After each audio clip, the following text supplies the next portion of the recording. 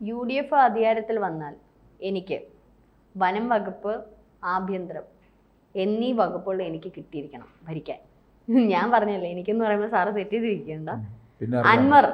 അൻവറിൻ്റെ പുതിയ ആഗ്രഹം മാത്രമല്ല, VD സതീശനെ ആ സ്ഥാനത്ത് ഞാൻ ഇരുത്തൂല, മാറിക്കണം.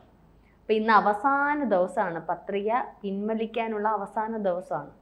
ഇപ്പോഴും UDF അദ്ദേഹത്തിനെ വിളിക്കുന്നുണ്ട്, പലരും അതിനകത്തുള്ളവർ വിളിക്കുന്നുണ്ട് എന്നുള്ളത്. ശരിക്കും ഈ അൻവറിന് എന്താ സാർ പറ്റിയത്? അൻവർ പറഞ്ഞതാണല്ലേ, ആഭ്യന്തരവും വനം വകുപ്പ് രണ്ടും കൂടാണോ, അതോ അതില്ലെങ്കിൽ വനം? മുഖ്യമന്ത്രി എന്തായാലും പദം കിട്ടത്തില്ല. VD സതീശനെ മറ്റൊരു മുഖ്യമന്ത്രി പിണറായി ആക്കാനും ഞാൻ ഉദ്ദേശിക്കുന്നില്ല. അതുകൊണ്ടാണ് VD സതീശനെ മാറ്റണം. അൻവറിന് ഇത്രയൊന്നും ആഗ്രഹിച്ചാൽ പോരല്ലോ, കുറച്ചുകൂടെ ആഗ്രഹിക്കാമല്ലോ. പിണറായി ഇറങ്ങുമ്പം ആ സ്ഥാനത്ത് തന്നെ ഇരുത്താമല്ലോ, വേണമല്ലേ, അല്ലേ? അത് കിട്ടില്ലല്ലോ എന്നും പറയുന്നുണ്ട്. കിട്ടിയാ കൊള്ളാം. ഈ സ്വപ്നം കാണുന്നതിന് ആർക്കും ടാക്സ് കൊടുക്കേണ്ട കാര്യമില്ല, അതറിഞ്ഞു. അറിയാൻ പറ്റില്ല, സാറിങ്ങനെ ഇരുന്ന് പറയുന്നതാണ്. ഒരു സമയത്ത് മുഖ്യമന്ത്രിയായിട്ട് അൻവർ വന്നാൽ, UDF അധികാരത്തിൽ വന്നാൽ എന്നല്ലേ പറഞ്ഞിരിക്കുന്നത്? UDF അധികാരത്തിൽ വരുമെന്നുള്ളതിന് എന്താ ഉറപ്പ്? അത് ഉറപ്പായും വരും. എങ്ങനെ വരും? പിണറായിയോടൊരു ജനവിരോധം എന്തായാലും, പിണറായിയോടെ ജനവിരോധം ഉണ്ട്, ജനങ്ങൾക്കുണ്ട്.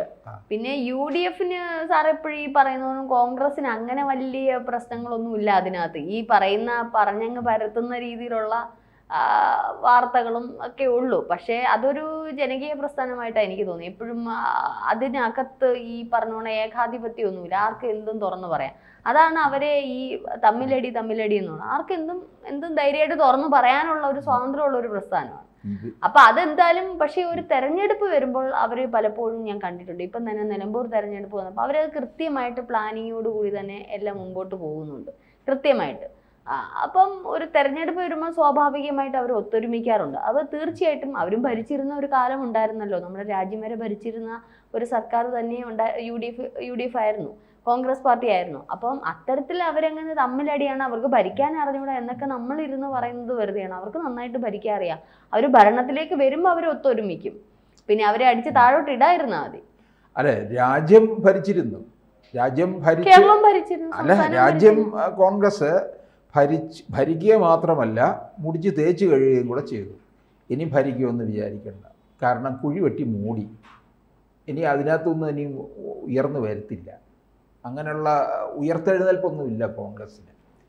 കേരളത്തിൽ UDF അധികാരത്തിൽ വരുന്നെങ്കിൽ കൊള്ളാം.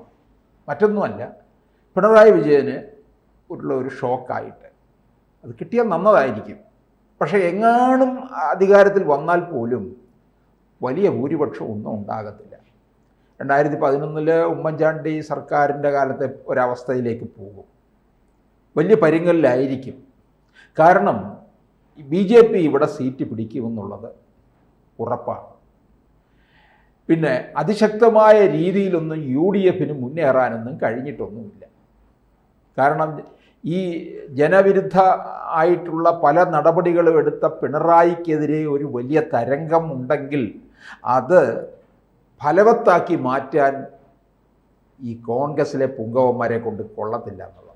അതിന് കാരണമുണ്ട് സാർ. നമ്മളിപ്പോൾ ഒരു സമരം അല്ലെങ്കിൽ ഒരു പ്രതിഷേധം എന്ന് പറയാൻ എളുപ്പമാണ്, ഒരു പക്ഷേ അണികളെ ചേർക്കുന്നത് വലിയ ബുദ്ധിമുട്ടുള്ള കാര്യമാണ്. ഇപ്പോഴത്തെ ഒരു കാലഘട്ടത്തിൽ കോളേജ് സ്റ്റുഡൻസ് സാർ പഴയതുപോലെ അടികൊള്ളാനും അല്ലെങ്കിൽ സമരത്തിലേക്കൊക്കെ ഇറങ്ങുന്ന എത്ര കുട്ടികളെ കിട്ടും? ഒരു പക്ഷേ ഈ SFI കുട്ടികൾ കുറേയൊക്കെ വരും, യുവതലമുറ യൂത്ത് സംഘടനകളൊക്കെ കുറച്ചുകൂടി അധികമായിട്ട് വരും. കാരണം അവർക്ക് അതിന് സാമ്പത്തികം കൊടുക്കും. ഒരു ദിവസം ഇത്ര രൂപ വെച്ച് കോളേജിൽ പഠിക്കുന്ന പിള്ളേർക്കൊക്കെ വെച്ച് കൊടുത്തു കഴിഞ്ഞാൽ അതിൻ്റെ കൂടെ ഒരു ജവാനും കൂടെ ഒക്കെ കൊടുക്കുമായിരിക്കും എന്ന് നമ്മൾ പറയുന്നത്. ഇങ്ങനെ പറഞ്ഞു കേട്ടുള്ള അറിവേ ഉള്ളൂ, നമുക്ക് അതിനെപ്പറ്റി അറിയില്ല. അപ്പോൾ ഇത്തരത്തിൽ കൊടുക്കുമ്പോൾ അവർ നിൽക്കും. പക്ഷെ അതേസമയം കോൺഗ്രസ് ആകെ കുത്തുപാള എടുത്തിരിക്കുക. സാർ ഈ എന്തുകൊണ്ട് പ്രതിഷേധിക്കുന്നില്ല എന്ന് എപ്പോഴും ഇരുന്ന് പറയാൻ എളുപ്പമാണ്.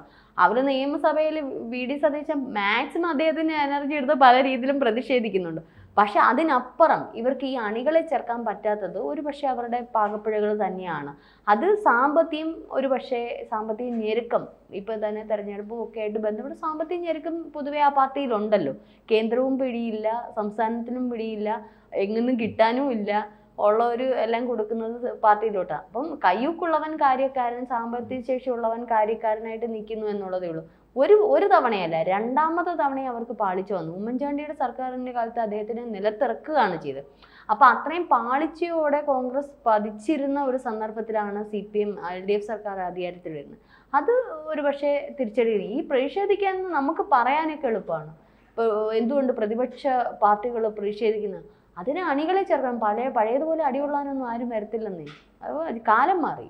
അല്ല, ഈ ഇപ്പം SFIക്കാർ പ്രതിഷേധിക്കുന്ന പോലെ പ്രതിഷേധിക്കാനല്ല ഞാൻ പറയുന്നത്. DYFIക്കാരുടെ ഗുണ്ടായിസം പോലെ നടത്താനല്ല ഞാൻ പറയുന്നത്. നേതാക്കന്മാർ തന്നെ ഉണ്ടല്ലോ. നിയമസഭയിൽ കിടന്നിട്ട് കുറച്ച് കാര്യമില്ല. അവിടെ ശീതീകരിച്ച് മുറിക്കകത്ത് കിടന്ന് എന്തും കിടന്ന് പ്രസംഗിച്ചുകൊണ്ടിരിക്കുക. ഇവർ വെളിയിലിറങ്ങി ഒരു കാര്യവും സംസാരിക്കുന്നില്ലല്ലോ. ഞാൻ ഒരു കാര്യം, അവർ ആദ്യമൊക്കെ VD സതീശന് പല കാര്യങ്ങളും അദ്ദേഹം ഈ പറഞ്ഞ മാധ്യമങ്ങളെ കണ്ടിരുന്നത് ആര് കേൾക്കാനാണ് സാർ?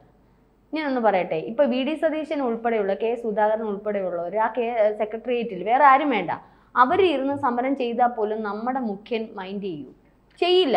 എന്തെങ്കിലും ഒരു തീരുമാനം എത്തുമോ? ഇല്ല. കോടതി കിടക്കുന്നുണ്ട് കേസുകൾ, എന്തെങ്കിലും ഉണ്ടോ? നമ്മളുടെ സംസ്ഥാനം അല്ലെങ്കിൽ നമ്മുടെ രാജ്യം ആ ഒരു രീതിയിലേക്ക് പോകുന്നു. കയ്യുക്കുള്ളവൻ കാര്യക്കാരൻ. ഇനിയിപ്പോൾ ഇവർ തിരിച്ച് ഭരണത്തിലേക്ക് കയറുമ്പോൾ ഇവർ ഇതൊക്കെ പഠിച്ചിട്ടാണ് കയറുന്നത്. മറ്റവർ എത്ര കടന്ന് എങ്ങനെയൊക്കെ തുള്ളിയാലും ഇവർ വനങ്ങത്തില്ല. അപ്പൊ പരസ്പരം നമ്മളുടെ ഒരു രാജ്യത്തിന്റെ ഒരു ജനാധിപത്യ രാജ്യമാകുമ്പോൾ പരസ്പരം ഒരു ധാരണയും ചില കാര്യങ്ങൾ പ്രതിപക്ഷ ബഹുമാനവും വേണം.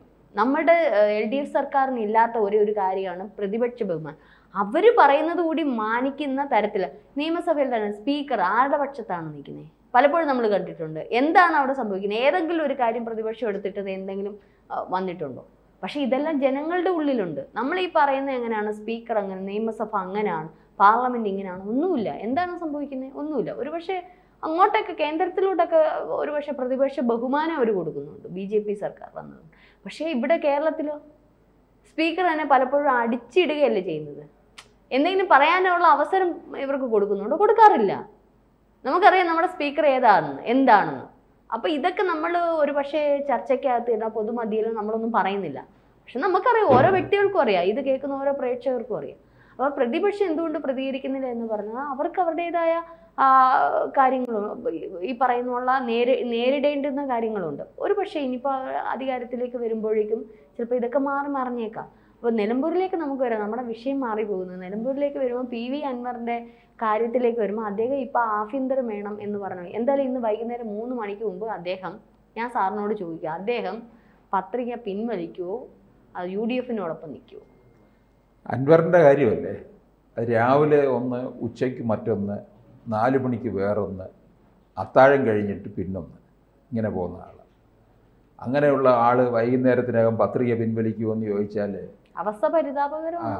ഒന്നും പറയാൻ പറ്റത്തില്ല. ചിലപ്പോൾ പിൻവലിക്കും, ചിലപ്പോൾ എല്ലാം കളഞ്ഞിട്ട് വീട്ടിൽ പോയിരിക്കുമായിരിക്കും, ചിലപ്പോൾ അവിടെ വീണ്ടും പത്രിക പിൻവലിക്കാതെ മത്സരിച്ച് കുറച്ച് വോട്ട് പിടിക്കുമായിരിക്കും.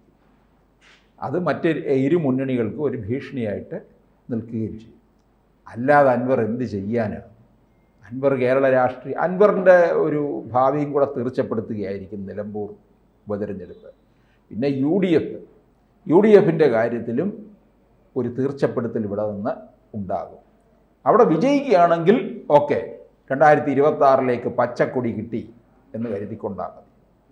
ഇനി അതല്ല, അവിടെ തോൽവിയാണെന്നുണ്ടെങ്കിൽ VD സതീശനെ ഇവരുടെ എല്ലാം കൂടെ മുക്കാലി കെട്ടി നിർത്തും. അങ്ങനെയായിരിക്കും കാര്യങ്ങളുടെ പോക്ക്. പിന്നെ അങ്ങോട്ട് പഞ്ചായത്ത് തിരഞ്ഞെടുപ്പും നിയമസഭാ തിരഞ്ഞെടുപ്പും കിഴക്കോട്ട് തിരിഞ്ഞു നിന്ന് കോവി തൊട്ടാൽ മതി എന്നുള്ള അവസ്ഥയിലേക്കും പോകുമെന്ന് സംശയമുണ്ട്.